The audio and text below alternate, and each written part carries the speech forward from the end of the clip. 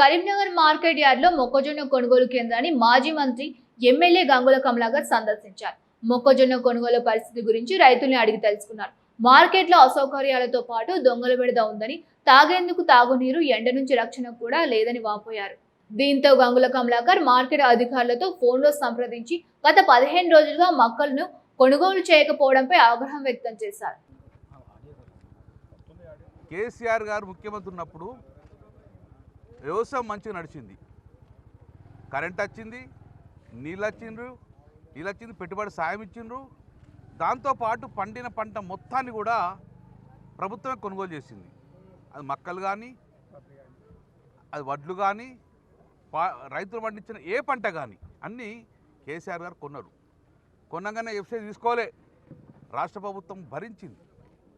ఆ రాష్ట్ర ప్రభుత్వం భరించి గోడౌన్ లేకపోతే, ఆ రోజు కేసీఆర్ మాకు ఆదేశం ఇస్తే గోడౌన్ లేకపోతే అటు ఆంధ్రాలో జగ్గేపేటలో తీసుకున్నాం, కర్ణాటకలో బీదర్లో తీసుకున్నాం. అప్పుడు నేనే మాట్లాడినా.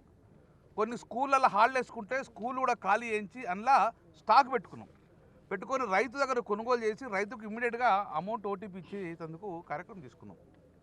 మరి ఈరోజు ఏమైంది ప్రభుత్వానికి? ఈరోజు పంట మార్పిడి చేయాలని ప్రభుత్వం చెప్తుంది. వరి పంట ఏకండి, పంట మార్పిడి ఏమని చెప్తే రైతులందరూ మీ మాట విని, ముఖ్యమంత్రి మాట విని ఈరోజు మక్కలేసారు. పంట మార్పిడి జరిగింది. మరి మక్కలు పండించిన మక్కలన్నీ కూడా ఇప్పుడు రోడ్డు మీద తీసుకొచ్చారు. 20 రోజులే బీట్లకు వచ్చి కూర్చున్నారు. ఇంతవరకు కూడా మార్కెట్ కొంటదా డిసైడ్ చేయలేదు. కొంతమంది మొన్న ఒక లారీ వచ్చిన తరకు శుతి లేదు, శుతిని కొనుక్కొచ్చుకోబోమని అంటారు. సరే, శుతిని కొనుక్కొచ్చుకున్నారు. 20 రోజులే కాంట పెట్టలేదు. వరకు కాంట పెట్టిన కూడా 15 రోజులే లారీలు రాలేదు. ఇప్పుడు రైతు అడిగితే ఏమంటాడంటే, మళ్ళీ రైతు, నువ్వు ఓనర్వా కౌలు రైతువా? కౌలు రైతు అని నీ owner pattadar AD? Sir, pattadar ఇక్కడ లేడు, దుబాయ్లో ఉంటాడు. పట్టదారు సంతకం కావాలంట. ఇప్పుడు పట్టదారు రావన్నట, అప్పుడేమిటి ఇయ్యనట, అప్పుడు కొంటారట. అంటే ఏం చేసిందంటే వీళ్ళు ఎట్టి పరిస్థితిలో కొర్రీలు పెట్టి ఇబ్బంది పెట్టి పంట కొనుగోలు చేయొద్దు. పంట కొనుగోలు చేయకపోతే ఏమవుతుంది? ఇమీడియట్గా వీళ్ళందరూ దళాలకు అమ్ముకుంటారు.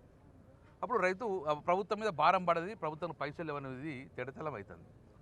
ఈ రోజున పరిస్థితి ఏంది? మక్కలు ఎంఎస్పి 2400 రూపాయలు ఒక ఎకరానికి.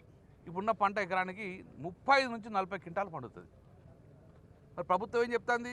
35 క్వింటాలు పండుతుంది, 40 క్వింటాలు పండుతుంది, 25 క్వింటాలు కొంటా అని చెప్పేసి ఇప్పుడు క్యాపింగ్ పెట్టింది. అంటే ఒక ఎకరానికి ఎంత పండినా 25 క్వింటాలే కొంటాను. సరే, 25 క్వింటాలు కొనుమన్నా కూడా కొనే పరిస్థితి లేదు.